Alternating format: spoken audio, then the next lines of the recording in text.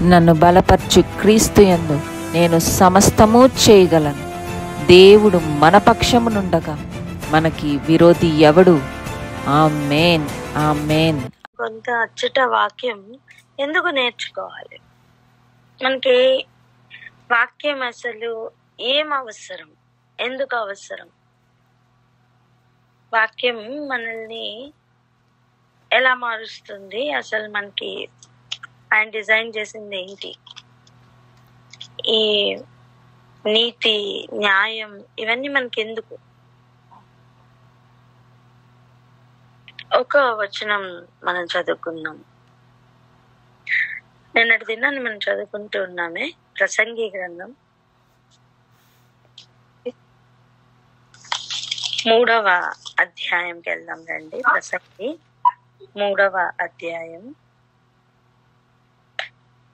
10-11 వచనాలు చదువుకుందాం. 10-11 వచనాలు. ప్రసంగి 3వ అధ్యాయము 10-11 వచనాలు చదువుకుందాం. నరులు అభ్యాసము పొందవలనని దేవుడు వారికి పెట్టి ఉన్న కష్టానుభవమును నేను చూచి తిని, దేని కాలమునందు అది చక్కగా నుండునట్లు సమస్తమును ఆయన నియమించి ఉన్నాడు. ఆయన శాశ్వత కాల జ్ఞానమును నరుల హృదయమందుంచి ఉన్నాడు గాని దేవుడు చేయు క్రియలను పరిశీలనగా చేసుకున్నటకు అది చాలదు. దేవుడే శాశ్వత కాల జ్ఞానమును నరుని హృదయంలో పెట్టారట. ఏమి జ్ఞానం అండి? శాశ్వత కాల జ్ఞానం. శాశ్వత కాల జ్ఞానం అంటే ఈ భూమి మీద నివసించడానికి ఎంత కాలం అయితే ఉందో ఆ మొత్తం కాలానికి సరిపడా జ్ఞానం దేవుడు నరుల్లో పెట్టారట, హృదయంలో ఉంచారట. కానీ వెంటనే చెప్తున్నమాట, కానీ దేవుడు చేసే క్రియలను పరిశీలనగా తెలుసుకోవాలి అంటే ఆ జ్ఞానం చాలదు.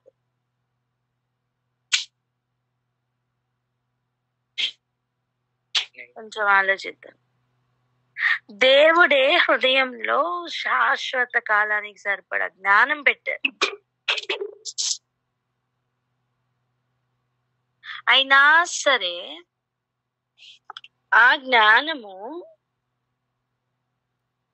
దేవుని విషయాలు తెలుసుకోవాలంటే, దేవుడు చేసే క్రియలను పరిశీలనగా అంటే డీటెయిల్డ్ గా తెలుసుకోవాలి అంటే ఈ శాశ్వత కాల జ్ఞానం సరిపోదట.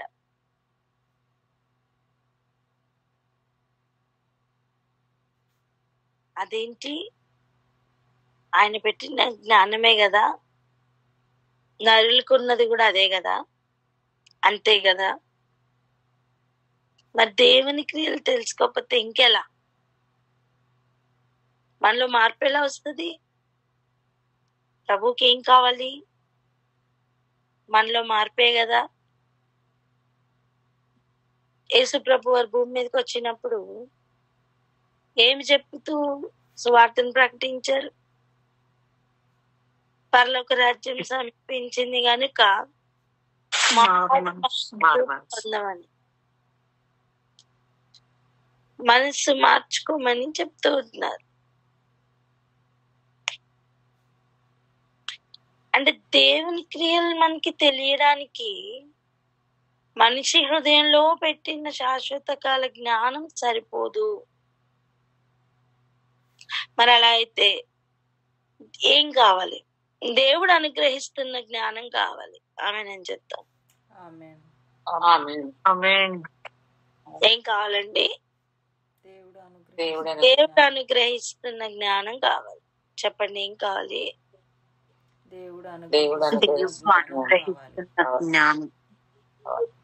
ప్రకృతి సంబంధంగా ఉన్న మన జ్ఞానం ఏదైతే ఉందో అది దేవుని సంగతులను తెలుసుకొనుటకు చాలదట.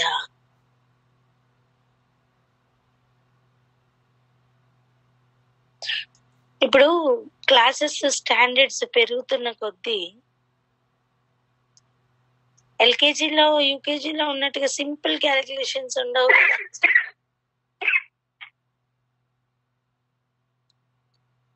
ప్లస్ మైనస్లు ఎల్కేజీ యూకేజీ ఇలాంటి టైం మనం చేసే ప్లస్ మైనస్లకి ఇంటర్ డిగ్రీ లెవెల్లో చేస్తున్న లెక్కలకి తేడా ఉందా లేదా? ఎంత తేడా ఉందంటే చాలా తేడా ఉంది. అక్కడ చాలా సింపుల్ క్యాలిక్యులేషన్స్ ఉంటాయి. ఒక 4 అంకెల్లో లెక్కలు కంప్లీట్ అయిపోతాయి. కానీ ఇక్కడ అలా కాదు. కొన్ని ఫార్ములాలు, కొన్ని ప్రిన్సిపల్స్ ఉంటాయి. వాటిని అప్లై చేస్తేనే ఆ లెక్కలు అర్థమవుతాయి, ఆ లెక్కలు చేయడం సాధ్యమవుతుంది. సేమ్ అలాగనే దేవుడు అనుగ్రహిస్తున్న జ్ఞానం దేవుని క్రియలు పరిశీలనగా తెలుసుకోవడానికి కావాలి. దేవుని సంగతులు మానవుని జ్ఞానంతో గ్రహిద్దామంటే సాధ్యం అవ్వదు అంటున్నా నేను. ఎల్కేజీ స్టాండర్డ్, యూకేజీ స్టాండర్డ్ లో అన్ని అర్థమైపోయినట్టుగా అనిపిస్తాయి. కానీ స్టాండర్డ్ పెరుగుతున్న కొద్దీ ఆయన అనుగ్రహిస్తున్న ఫార్ములాల నుంచి చూస్తేనే మనకు అది సాల్వ్ అవుతుంది, గ్రహింపులోనికి వస్తుంది, లేకపోతే రాదు. మనం చదువుకుంటున్నాం చూసారా, ఈ ద్రాక్షారసపు మత్తు అని ఒక సబ్జెక్ట్ చదువుకుంటున్నామే. అక్కడ జరుగుతున్న ఒక కార్యం చూద్దాం రండి. యెషయా గ్రంథం 28వ అధ్యాయం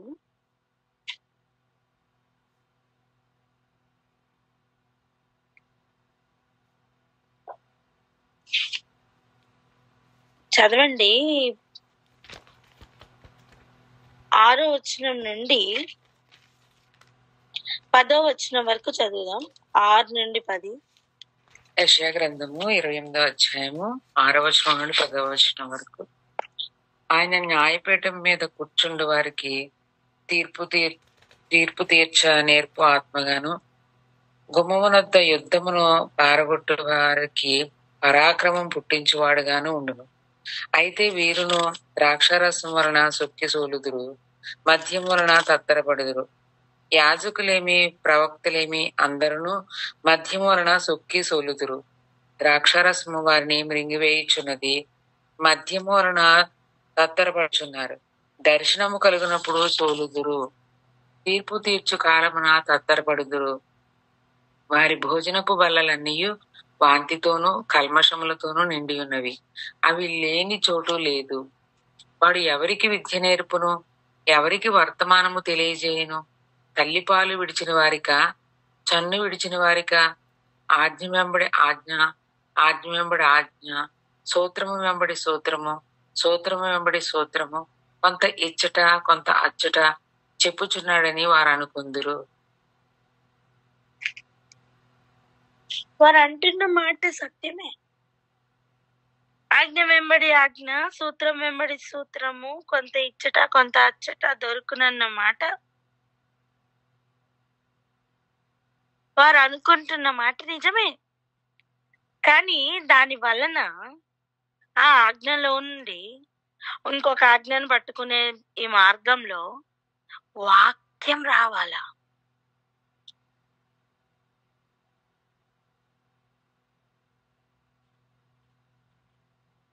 కానీ ఇక్కడ వాక్యం రావట్లా. ఒకసారి ఆ లెవెల్ని ఆలోచిద్దాం. శాశ్వత కాల జ్ఞానం దేవుడు హృదయంలో, నరుని హృదయంలో పెట్టినా సరే, దేవుని కార్యములను పరిశీలనగా తెలుసుకోవాలంటే ఆ జ్ఞానం చాలదు. అప్పుడు మనం దేవుని కార్యాలను తెలుసుకోవాలన్నా, ఒక మాటలో చెప్పాలంటే దేవుని తెలుసుకోవాలన్నా నరుని జ్ఞానం చాలదు. ఆయన అనుగ్రహిస్తున్న జ్ఞానం కావాలి. ఆ జ్ఞానము దేవుడు దర్శనముల ద్వారా, వాక్యం ద్వారా, సూత్రముల ద్వారా, ఆజ్ఞల ద్వారా, కట్టడల ద్వారా, అన్నిటి ద్వారా దేవుడు అనుగ్రహిస్తూ ఉంటారు. ఈ జ్ఞానం ఎటువంటిదో ఒక చిన్న ఎగ్జాంపుల్ చెప్తా చూడండి. పరలోకంలో జరుగుతున్న సంగతులు మనకి ఏమైనా తెలుసా? తెలియదు. అసలు భూమి మీద జరుగుతున్నవే తెలియదు. మనం ఎవరైనా ఒక వ్యక్తి సడన్ గా వచ్చేదన్న విషయం చెప్తే మనం అంటాం, అయ్యో అవునా, నాకు తెలీదు అంటాం, నాకు తెలియలేదు అని అంటాం. ఇప్పుడు మనం ఒక ఊర్లో ఉంటామండి, మన పక్కింట్లో ఏం జరుగుతుందనే మనకు తెలియదు. అలాంటిది వేరే దేశంలో వేరే ఎక్కడో ఏం జరుగుతుందో మనకు ఎలా తెలుస్తుంది? తెలీదు. మనకి మనలోని జరుగుతున్న విషయాలే తెలీదు. మనం కానీ నరుడు అనుకుంటాడు నాకు అన్ని తెలుసు అని. ఇది ఇలా ఉంటుండగా పరలోకంలో ఏం జరుగుతుందో మనకి తెలుసా? వాక్యం అడుగుతున్న సత్యం, ఆయన ఆలోచన సభలో చేరిన వాడు ఎవడు అని.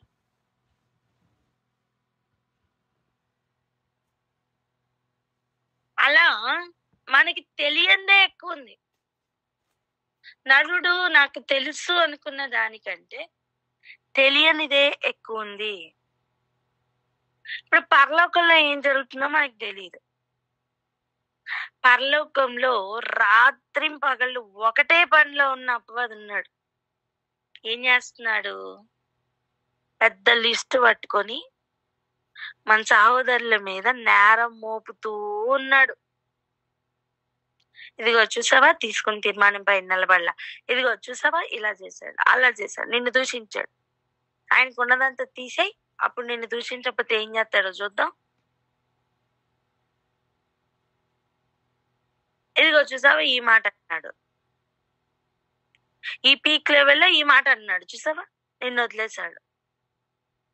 నువ్వు ఊరికనే యథార్థవంతుడు అంటావు, నువ్వు ఊరికనే ఇలా అంటావు, అలా అంటావు, నీ బిడ్డ అంటావు, నీ నామం పెట్టుకున్నవాడు అంటావు, నీ కొరకు శ్రమ పడతాడు అంటావు, నీ రాజ్యం కొరకు ఉన్నాడు అంటావు. లేదు, వాళ్ళు ఇలా చేశారు, అలా చేశారు, అలా చేశారు, ఇలా చేశారు, అన్ని చెప్తూ ఉంటాడు. ఎప్పుడయ్యా అంటే, ఇప్పుడు చూడండి, ఒక ఆఫీస్ లో లేకపోతే ఎక్కడైనా ఒక వ్యక్తి కొద్దిసేపు మాట్లాడితే అప్పుడు వాళ్ళ మధ్యలో ఉన్న సంభాషణలో ఏదో చేరింది అనుకోవచ్చు. అపవాది పని అది కాదండి, రాత్రి పగళ్ళు ఇదే పని. దేవుడు అనుగ్రహించే జ్ఞానం ఎట్టిదో తెలుసా? కొంత ఇచ్చట కొంత అచ్చట దొరుకును. సూత్రం వెంబడి సూత్రం, ఆజ్ఞ వెంబడి ఆజ్ఞ వెతుక్కుంటూ వెళ్తే కొంత ఇచ్చట కొంత అచ్చట వాక్యం మనకి దొరుకుతుంది.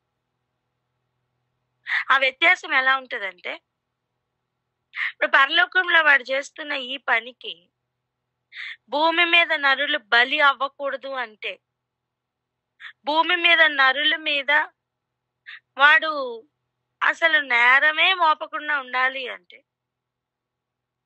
ఆజ్ఞ వెంబడి ఆజ్ఞను పాటిస్తున్న వారే కావాలి. ఆజ్ఞ వెంబడి ఆజ్ఞను పాటిస్తూ ఉన్నవారిగా మారాలి. అప్పుడు వీనికి కంప్లైంట్ చెప్పడానికి ఉండదు. అందుకే దావీదులో కీర్తనలో ఇలా రాస్తున్నారు. దావీదు రాసిన కీర్తన 1వ అధ్యాయం 2వ వచనంలో ఇలా రాస్తున్నారు. ఏమని? చదవండి, 2వ వచనం చదవండి.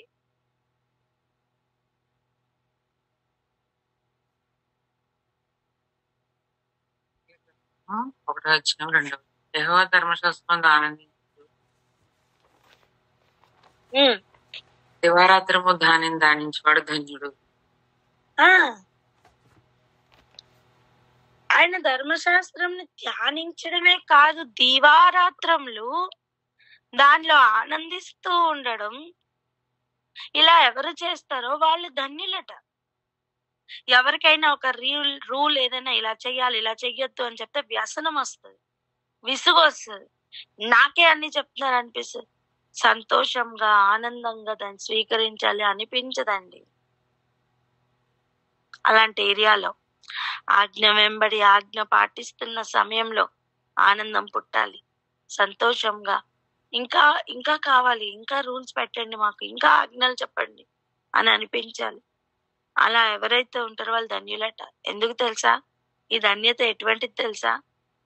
అపవాది క్లెయిమ్ చేయడానికి ఏమీ దొరకదు. నేను చెప్పండి. నువ్వు ఇక్కడ ఈ ఆజ్ఞను పాటించావు, సో ఇలా చెయ్యలేదు, ఇలా చేశాడు అని కంప్లైంట్ చెప్పడానికి వాని పేపర్లో ఏముండదు అనమాట.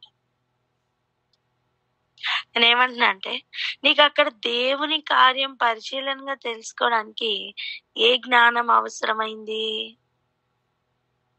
కొంత ఇచ్చట, కొంత అచ్చట, ఆజ్ఞ వెంబడి ఆజ్ఞ, సూత్రం వెంబడి సూత్రం, వాటిలో నుంచి బయటికి వస్తున్న వాక్యం నీకు ఆధారం అవుతుంది.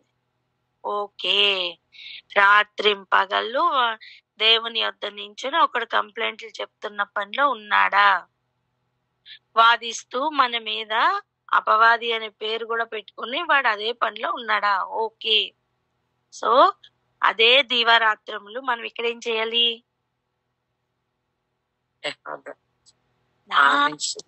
ధర్మశాస్త్రంలో ఆనందిస్తూ సంతోషంగా దాన్ని ధ్యానిస్తూ దాన్ని పాటిస్తూ ఉన్న ధన్యతలో మనం ఉండాలి. కొంతమంది మహానుభావులు అంటారు, ధర్మశాస్త్రం ఇప్పుడు లేదండి. యేసుప్రభు అంటారు, నేను దాన్ని నెరవేర్చడానికే వచ్చాను. ఆయన కార్యములను మన శాశ్వత కాల జ్ఞానంతో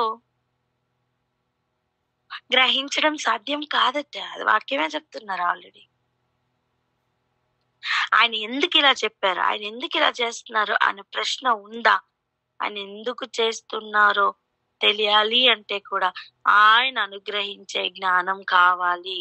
త్రూ ఆ మాటను బట్టి మాత్రమే, ఆ వాక్యం ద్వారా మాత్రమే ఆయన కార్యాలు వివరించుట, ఆయన కార్యాలు గ్రహించుట సాధ్యం. అండ్ అదే ఏరియాలో నీ దేవుడు ఎవరో నీకు తెలిస్తే, నీ దేవుడు నీ పట్ల కలిగిన ఉద్దేశ్యములు ఎంత గొప్పవో తెలిస్తే, ఆయన చేస్తున్న కార్యములు కనుక నువ్వు గ్రహించగలిగితే అదొక ధన్యత. అది ఎటువంటి ధన్యత అంటే,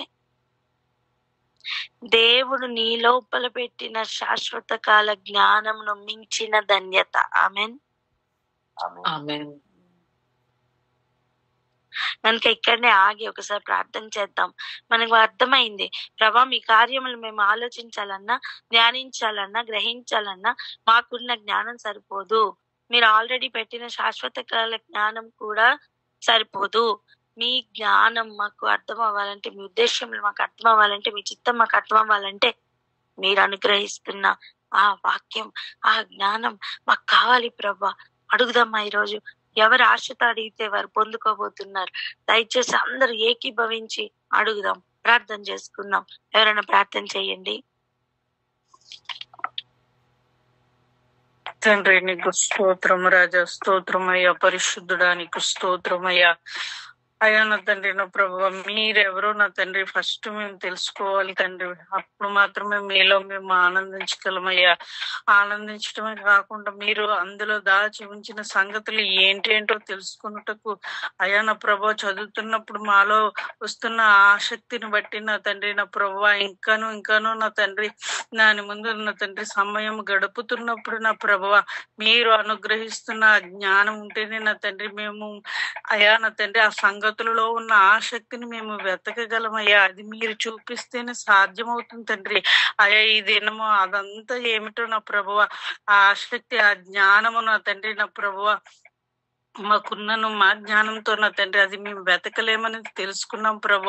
అందుకే నా తండ్రి మీ పాద సన్నిధిలో నా తండ్రి మేము అందరము కూడి అడుగుతున్నాం తండ్రి, మీ జ్ఞానం మాకు అనుగ్రహించమని అడుగుతున్నాం అయ్యా. మీ కార్యములు ధ్యానించుటకు నా ప్రభు, అయ్యా మీరు దాచి ఉంచిన మర్మములు తెలుసుకున్నట్టుకు నా ప్రభు మాకు ఇంకాను కావలసిన జ్ఞానము నిమ్మని అడుగుతున్నాం తండ్రి.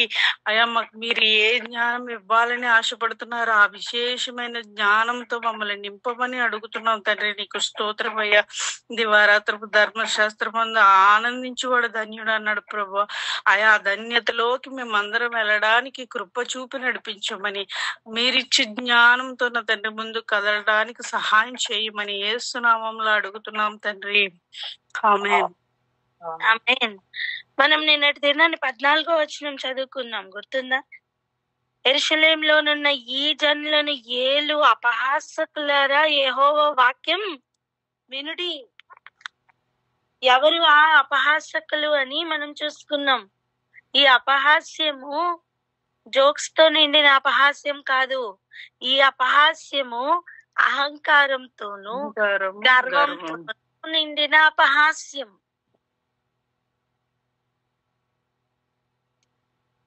వారికి పిలిచి మరి ప్రభు చెప్తున్నారు, యెహోవా వాక్యం వినుడి. నీకు అనుగ్రహించబడిన జ్ఞానంలో నువ్వు ఆయన్ని వెతకలేవు నానా. ఆయన వాక్యం అనుగ్రహించిన జ్ఞానంలోనే ఆయన అనుగ్రహిస్తున్న వాటన్నిటిని నువ్వు చూడగలవు. ఇది ఎలా ఉంటుండగా ఇప్పుడు 9వ వచనం చూడండి. వాడు ఎవరికి విద్య నేర్పును, ఎవరికి వర్తమానం తెలియచేయును? తల్లి పాలు విడిచిన వారికా, చన్ను విడిచిన వారికా? ఎందుకు ఇలా అడుగుతున్నారు?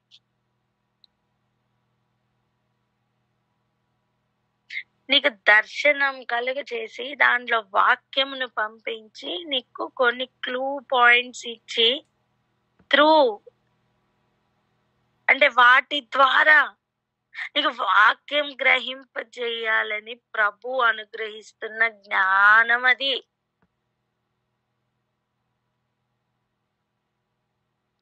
మనం ఏం చేస్తున్నాం ఇప్పుడు చూడండి, మనం ఒక్కొక్క పనిముట్టు వాడతాం కదా.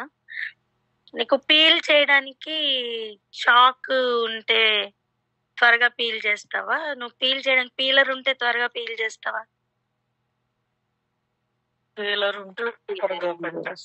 పీలర్ త్వరగా పీల్ చేయడం సాధ్యమవుతుంది కదా.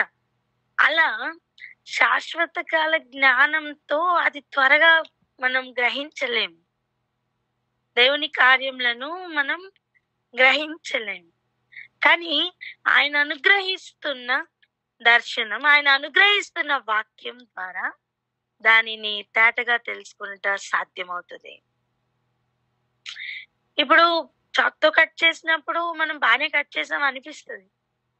పీలర్ వాడితే తప్ప దాని సౌఖ్యం ఏంటో అర్థం కాదు, అవునా? ఎగ్జాక్ట్ గా అలాగనే మనకు అనుగ్రహించబడిన జ్ఞానంలో మనం చూసుకొని తెలుసుకుని దానిలో మనకు అన్ని వచ్చానే అనిపిస్తుంది. కానీ అది చాలదు. ఒక్కసారి ఆయన అనుగ్రహిస్తున్న దానిలో నుంచి చూస్తే అప్పుడు మనకి దాని సౌఖ్యం ఏంటో అర్థమవుతుంది. ఇక్కడ ఉన్న ప్రాబ్లం ఏంటంటే అలా ప్రభువు అనుగ్రహిస్తున్నా సరే సొక్కి సోలుతున్న అనుభవం, చూడలేని అనుభవం, గ్రహించలేని అనుభవం. ఇక వాడు ఎవరికి విద్య నేర్పిస్తాడు?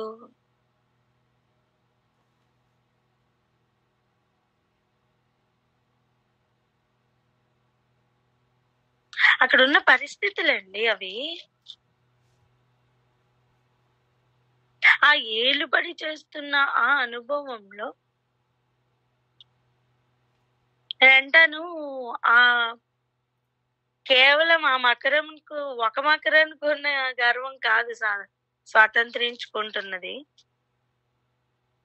బోల్డ్ అనే మకరంలు ఉన్నాయి కదా మనకి. అవన్నిట్లోనూ ఉన్న ఆ గర్వం అంతా స్వతంత్రించుకుంటున్నారు. అందుకే అపహాస్యానికి కారణంగా మారుతుంది వారి జీవితం.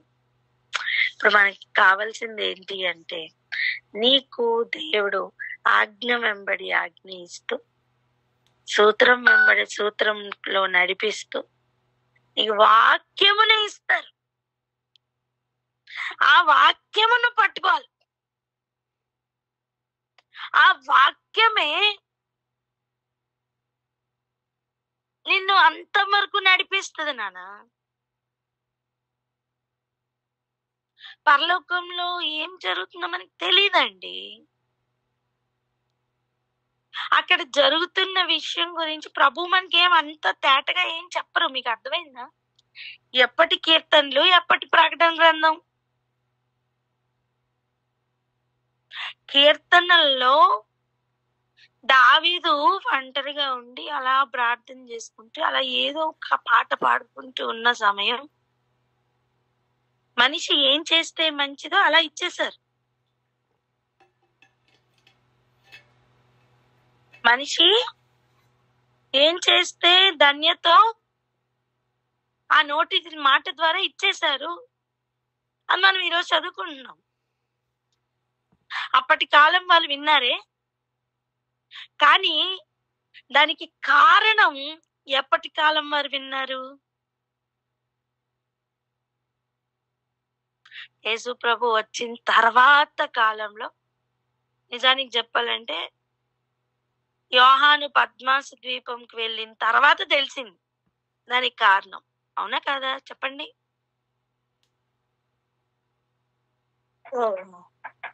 అంతే కదా. దివారాత్రములు, దినము రాత్రి తేడా లేకుండా నువ్వు ధర్మశాస్త్రంలో ఉండాలి అన్న విషయం దావీదు కాలంలో చెప్పారు. కానీ ఎందుకు అనేది పద్మాస్ ద్వీపంలో ఉన్న యోహాను కాలంలో చెప్పారు. ఇప్పుడు చెప్పండి, అక్కడి నుంచి ఇక్కడి దాకా బతికిన వాళ్ళు ఎవరైనా ఉన్నారా? లేరు. కానీ మన కాలంలో ఇవన్నీ ఎందుకు చూపిస్తున్నారు? గ్రహింపు రావడం కోసం. ఆమేన్.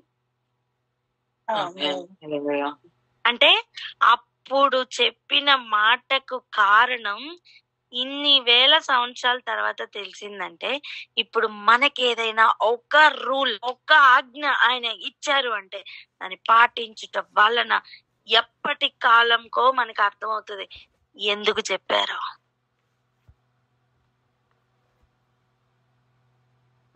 అది ఒక చిన్న ఎగ్జాంపులేనండి. అదేంటి? చిన్న ఎగ్జాంపుల్. ఇంకో మాట చెప్తా చూడండి. ఇప్పుడు తేలుందనుకోండి, దాని స్వభావం ఏంటి? వెనక నుంచి కుట్టడమే, తోకతో కుట్టడమే. చెప్పండి, అలా చెప్పండి. ఎలా? తోకతో కుట్టడమే వాని స్వభావం. అలా అపవాదికి కొన్ని స్వభావాలు ఉన్నాయి. ఎటువంటి స్వభావాలు తెలుసా? ఇదిగో రాత్రింపగళ్ళు మన మీద కంప్లైంట్ చెప్పడం, అదొక స్వభావం.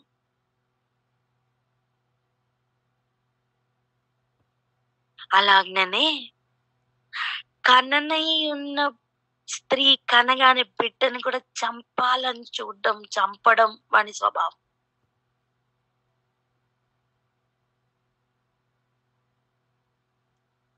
తోకతో 3వ భాగం నక్షత్రాన్ని కింద పడేయడం వాడి స్వభావం.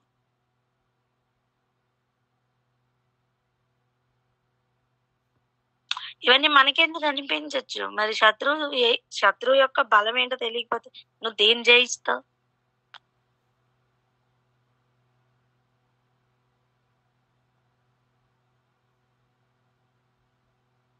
ఇక మనం వాని గురించి తెలుసుకోవడానికి రాలే, దాన్ని ఎలా తప్పించుకోవాలో తెలుసుకోవడానికి వచ్చాం. అలాగా మత్తులో ఉంచడం కూడా వాని స్వభావం.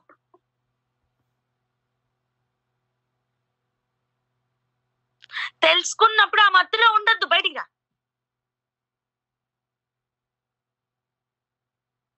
చెప్పండి, మత్తులో నుంచి బయటికి రమ్మని. మత్తులో బయటికి రా. చెప్పండి, మెలకుగా ఉండాలని. మెలకువగా ఉండాలి. ఈ మెలకువ నీకు గ్రహింపునిస్తది. ఈ మెలకువల్లో నీకు దేవుడు తన కార్యములను గ్రహించడానికి కావలసిన క్లూ పాయింట్స్ అన్ని నీకు ఇస్తారు. దాని ద్వారా అంటే చూడండి, చిన్న అక్షరాలు ఉన్నాయనుకో, చాలా చిన్నవి. మనం ఏం పెట్టి చూస్తే క్లియర్ గా మన కళ్ళు చూడగలుగుతాయి? కళ్ళు. ఒక లెన్స్, అవునా? భూతద్దం పెట్టి చూసామనుకోండి, అది తేటగా కనిపిస్తాయి లేదా? కనిపిస్తాయి. అలా దేవుడు అనుగ్రహించు జ్ఞానం, ఆ వాక్యంను అలా క్షుణ్ణంగా పరిశీలించడానికి దేవుడు కృపనిస్తారు. అంతేకాదు, నువ్వు ఒక్కసారి అలా మనస్సు లగ్నం చేసుకుని చూడడానికి ప్రయత్నం చేస్తున్నావా? మిగిలిన వేటికి కూడా ఇంపార్టెన్స్ ఇవ్వకుండా ఆయనకే మొదటి స్థానం ఇచ్చి నువ్వు పరిశీలన చేయడానికి ప్రారంభించావా? దేవుడు ఎంత కృపనిస్తారో తెలుసా? రాయించిన పరిశుద్ధాత్ముడే ఎందుకు రాయించారో నీకు గ్రహింపిస్తారు. ఆమేనని చెప్పండి.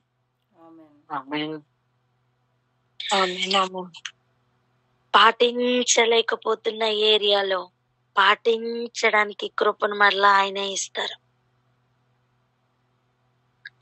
ఏమి ప్రార్థించాలో నేర్పిస్తారు, ఎలా మూలుగుతూ ప్రార్థించాలో నేర్పిస్తారు, ఎందుకు ఇలా జరుగుతుందో తెలియజేస్తారు, ఏం చెయ్యాలో తెలియజేస్తారు, ఎలా తప్పించుకోవాలో తెలియజేస్తారు, వేటగాని ఉరి ఏంటో నీకు నేర్పిస్తారు, వాడు వడ్డిన గుంట ఎట్టిదో నీకు చూపిస్తారు, దానిలో నుంచి నువ్వు తప్పించుకోవడం ఎలాగో నేర్పిస్తారు.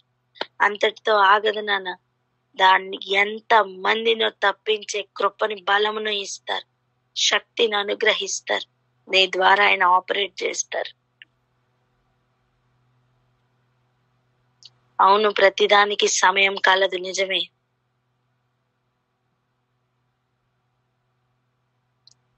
కానీ ప్రతి సమయంలో ఆయన మన ద్వారా ఘనపరచబడడానికే మనల్ని భూమి మీదకి పంపారు. ఒక సమర్పణలో మార్పు రావాలి, చూస్తున్న దృష్టి కోణంలో మార్పు రావాలి, ఏమి చూడాలో కూడా, ఆయన ఏం నేర్పిస్తున్నారో కూడా గ్రహించే జ్ఞానం కావాలి. నువ్వు ఏ పాటికి ప్రకృతి సంబంధంగా సూర్యుని కింద ప్రయాస పడుతూ నువ్వు వాటి గురించే ఆలోచిస్తూ దేవుని జ్ఞానం నువ్వు దానికి ఆపాదించుకున్నంత కాలం నువ్వు వేరే ఇంకేమీ చూడలేవు. ఒక్కసారి ఆ నూతి, ఆ బావిని వదిలి బయటికి రా.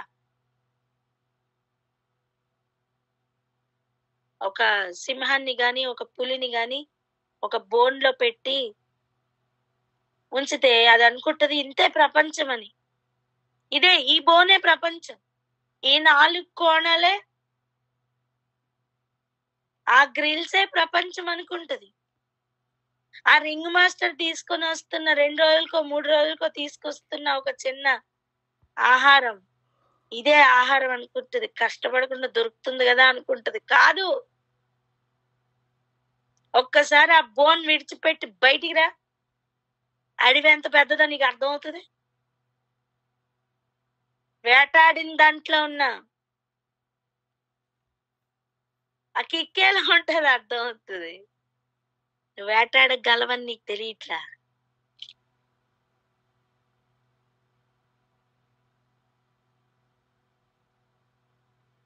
ఎంతమందికి అర్థమవుతుంది?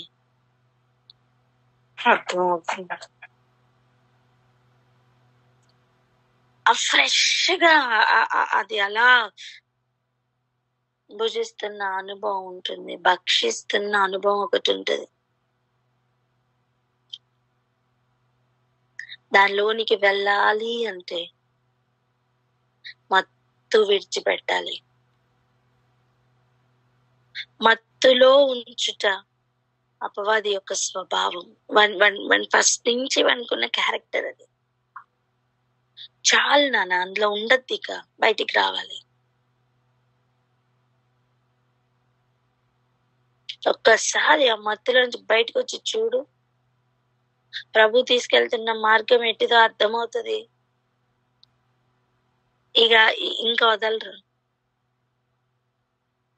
ఏమండి, పాపం చేయడమే అలవాటైతే వదలలేకపోతే నీకు అది విడిచిపెట్టి ఆనందంతో, స్వాతంత్రంతో, దాస్యత్వంలో నుంచి బయటికి వచ్చి స్వాతంత్రంతో ఉండడం అలవాటైతే మళ్ళీ దాస్యత్వాన్ని ఎవరైనా కోరుకుంటారా?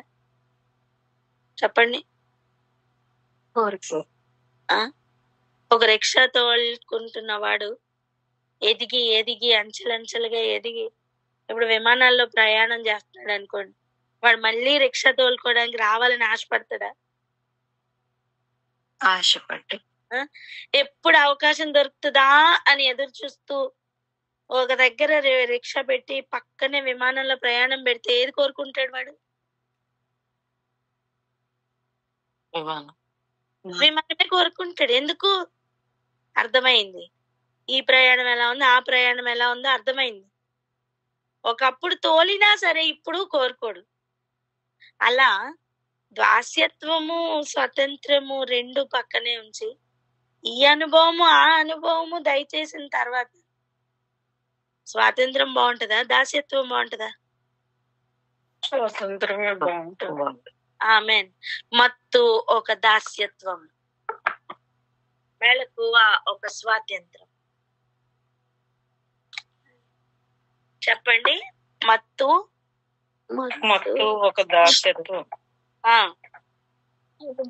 మెలకువ ఒక స్వాతంత్రం. ఆమేన్ ఆమేన్. ఆ మెలకువలో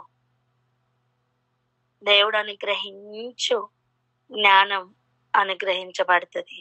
దాని చేత శాశ్వత కాల జ్ఞానమునకు మించిన జ్ఞానం అది.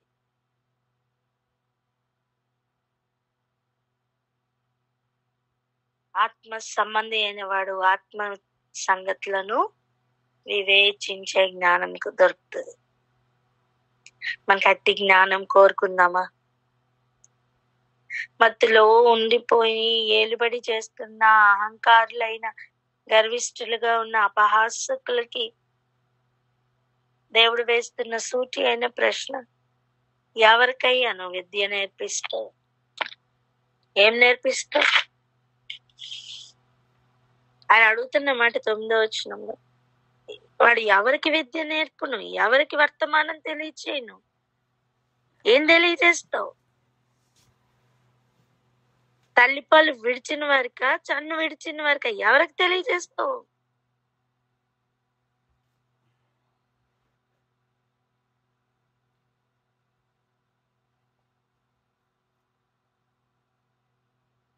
ఆ రేంజ్ చాలా.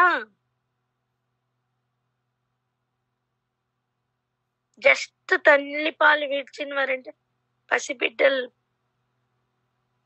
అంతే. సరిపోతుందా? ఆ స్టాండర్డ్ సరిపోతుందా? ఆ పెళ్లి కుమార్తెగా తయారవుతున్న లెవెలా, తయారు చేస్తున్న లెవెలా? చెప్పండి. అవునా? కాదు. దానికంటే శ్రేష్టమైన ప్రయాణం ఉంది కదా.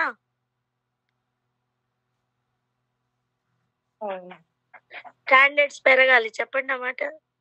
స్టాండర్డ్స్ పెరగాలి. ప్రతి దానికి సమయం కలదట. మనం చదువుకున్న రీతిగా దేవుడు మనిషి హృదయంలో పెట్టిన శాశ్వత కాల జ్ఞానం కూడా చాలదట. అందుకే ఆయన అనుగ్రహిస్తున్న జ్ఞానం మనకు కావాలి. అయ్యా నీ వాక్యం గ్రహించడానికి నాకు జ్ఞానం ఇవ్వండి అయ్యా అని అడుగు. అయ్యా సూత్రం వెంబడి సూత్రంలో ఆ వాక్యమును మేము పట్టుకోవడానికి కావలసిన ఆ గ్రంథులు మాకు కావాలని అడుగుదాం. ఒక బాల్ నీ దగ్గరకు వచ్చింది నా చేతుల్లో, ఏం పట్టుకుంటావు? ఎలా పట్టుకుంటావు? నోటితో పట్టుకుంటావా? తలతో పట్టుకోగలవా? కళ్ళతో పట్టుకోగలవా? కాళ్ళతో పట్టుకోగలవు. అని ఏం కావాలి? ఆ బాల్ పట్టుకోవాలంటే ఏం కావాలి?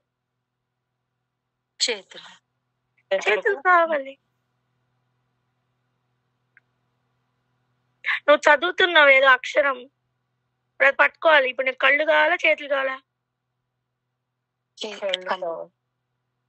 అక్కడేమో కళ్ళు కావాలి. ఒక శబ్దం వినపడుతుంది. ఇప్పుడు నీకు చెవులు కావాలా, చేతులు కావాలా, కళ్ళు కావాలా?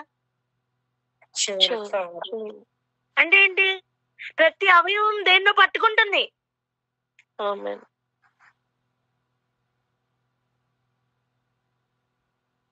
శరీరంలో అన్ని పని చేస్తేనే అన్ని కలిసి పట్టుకుంటాయి. అలా సహవాసంలో అందరం ఐక్యంగా ఉన్నప్పుడు ఒక్కొక్కరు ఒక్కొక్కటి పట్టుకుంటాం. అన్ని సంఘం యొక్క క్షేమాభివృద్ధికే కదా. ఒక్కడిని ఇంకొకడు ఎందుకు నీచంగా చూడాలి, తక్కువగా చూడాలి? ఒకరినొకరు హెచ్చించుకున్న అనుభవంలోకి వెళ్దాం. వాక్యం మనలో క్రియ చేయనిద్దాం.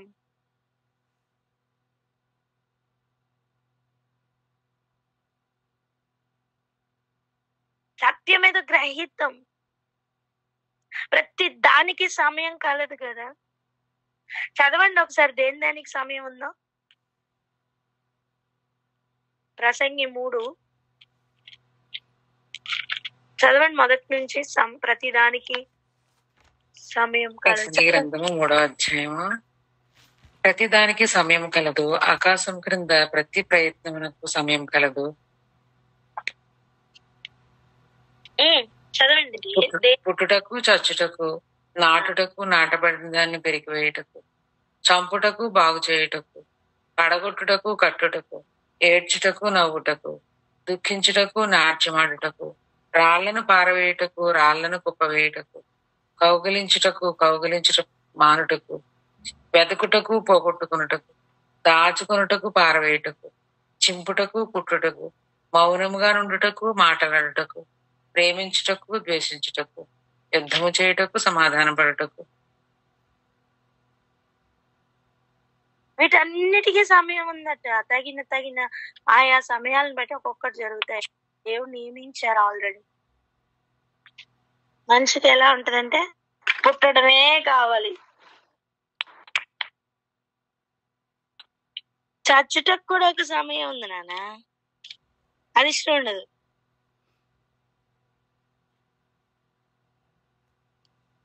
పంట కోయడం ఇష్టమే, నాటకుండా కోయడం సాధ్యమేనా? నాటాలి అంటే దున్నకుండా సాధ్యమేనా? ఆలోచించండి. ఒకటి చంపుటకు, బాగు చేయుటకు, పడగొట్టుటకు, కట్టుటకు, అన్నిటికీ ఏడవడానికి, నవ్వడానికి కూడా ఒక సమయం ఉందట. దేవుడు ఇవన్నీ నియమించి ఏమి తెలియజేస్తున్నారండి? వ్యర్థంగా పోవడానికి కాదు. దేని కాలంలో జరగడానికి దేవుడు అన్నిటిని అలా నియమించారట.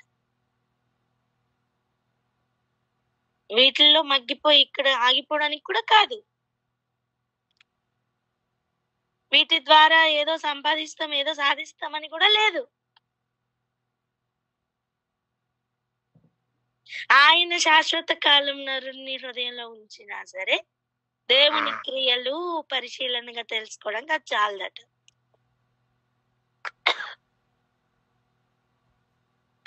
మరి ఏ జ్ఞానం కావాలో అది దయచేయమని అడుగుదాం.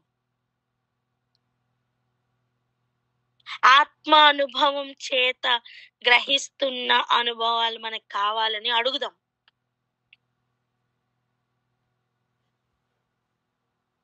ఆయన మహాకృపని చిన్న వాటికి, చిన్న ఆశలకి వ్యర్థపరచకుండా జాగ్రత్త పడదాం. దేవుడు విడిచిపెట్టమని చెప్తున్నా మత్తును విడిచిపెడదాం, బయటకు వచ్చేద్దాం. అప్పుడే శత్రువుని కూడా ప్రేమించే అంత ప్రేమ మనకి వస్తుంది. ఆయన చిత్తం మీద జరిగించాలని ఆశ మనలో పుడుతుంది. ఆశ పడిన ఏరియాలో ఆగిపోం గాని పాటించే వారిగా మారుతాం. జీవితాలు అలా మారాలని ప్రార్థన చేసుకుందామా అక్క? Hallelujah. Thank you Jesus. Thank you lord.